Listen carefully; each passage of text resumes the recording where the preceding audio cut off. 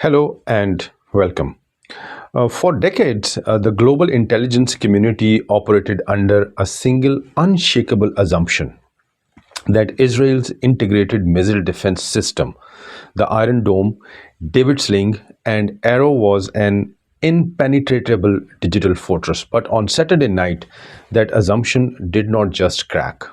It evaporated as Iranian missiles rained down on the strategic town of Arad and Dimona, the literal doorstep of Israel's nuclear research core. The world watched in shock as interceptors failed to meet their marks. We are now seeing at least 180 wounded in a single wave of attacks and over 4,500 casualties.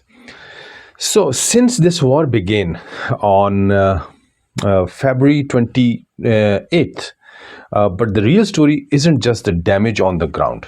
It is the 600 trillion risk to the global economy, with Donald Trump issuing a 48 hours obliteration ultimatum and the Strait of Hormuz effectively choked off. We are standing at the cusp of a total regional reset. Did the West fundamentally underestimate Iran's technical lethality? Today, we strip away the propaganda and look at the cold, hard military science. I'm Dr. Adeel, and this is In Focus.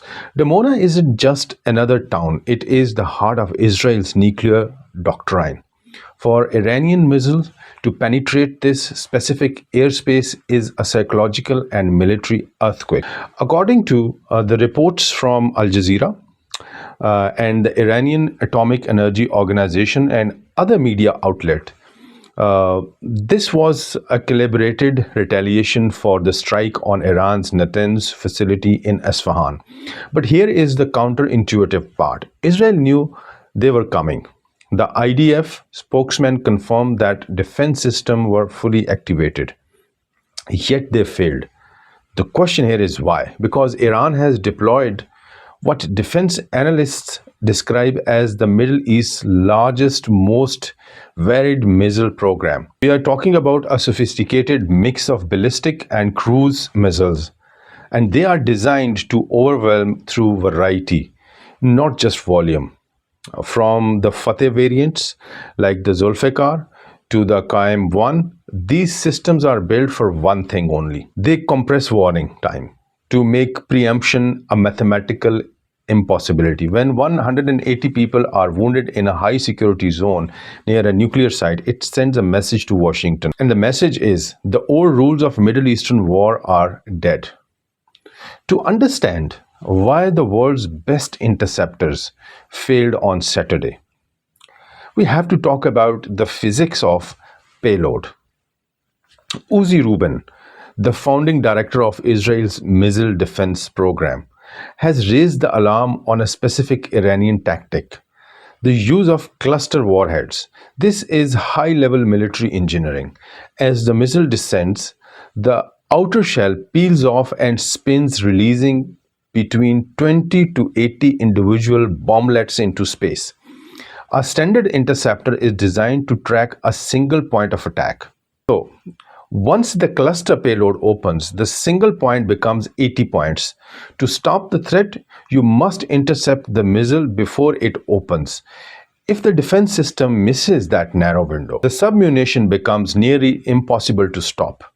This is why we saw the Times of Israel reporting on startling shift in strategy. The Israeli Air Force is now conserving interceptor. They are literally being forced to choose which missile to shoot down and which to let land, banking on the hope that civilians have reached to their shelters. This isn't just a technical glitch, it is a resource war. When you are forced to conserve ammunition in the middle of a national emergency, you have already lost the initiative. Now let's talk about a figure that should terrify every strategist in the Pentagon. 4,000 kilometers. For years, the West took comfort in the fact that former Iranian Supreme Leader Ali Khamenei had capped missiles range at 2,200 kilometers. That limit was officially removed after the 12-day war in June. On Friday, we saw the terrifying result. Reports of 2 Iranian missiles fired at Diego Garcia. For my audience in the US and UK, you know Diego Garcia is a critical military hub in the Indian Ocean. It is 4,000 kilometers from Iran, while the UK claims the attack failed and Tehran has denied it. The more technical capability to target that distance changes everything. It means Iran's SOMOR ballistic missiles and other long-range systems aren't just regional threats. They are international now. They are international players. If Iran can reach the Indian Ocean, they can reach deep into EU and every single US asset in Central Hemisphere. This is the visual mystery the media isn't showing to you. The reach of Tehran is now double what we were told. The economic stakes are even higher than the military ones. Iran has effectively closed the Strait of Hormuz, the world's most vital choke point for energy. And Donald Trump's response was vintage. A Truth Social post at 23:44 GMT on Saturday, issuing a 48 hours deadline, he threatened to obliterate Iran's power plants, starting with the largest one, if the strait isn't fully opened. But look at the counter move. Analysts suggest that if the US strikes Iranian power plant, Iran will retaliate by hitting the energy and water infrastructure of the entire Arab Gulf.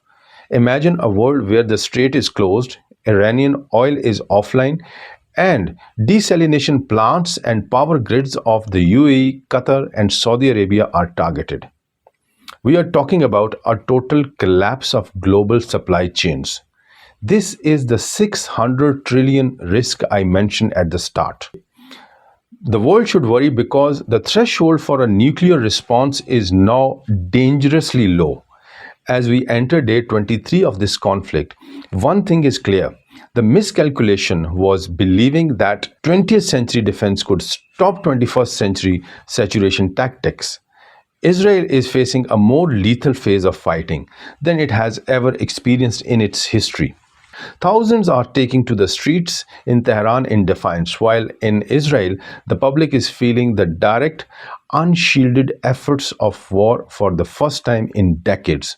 The 48 hours clock is ticking. If the strait stays closed, then in focus won't be on missiles. It will be on the survival of the global economy. I am Dr. Adeel, and you are watching In Focus with Dr. Adeel. If you value this level of fact-driven analytical breakdown, hit the subscribe button. Let me know in the comments, is the West ready for a long-term war with technically advanced Iran? I'll see you in the next episode. Thank you very much.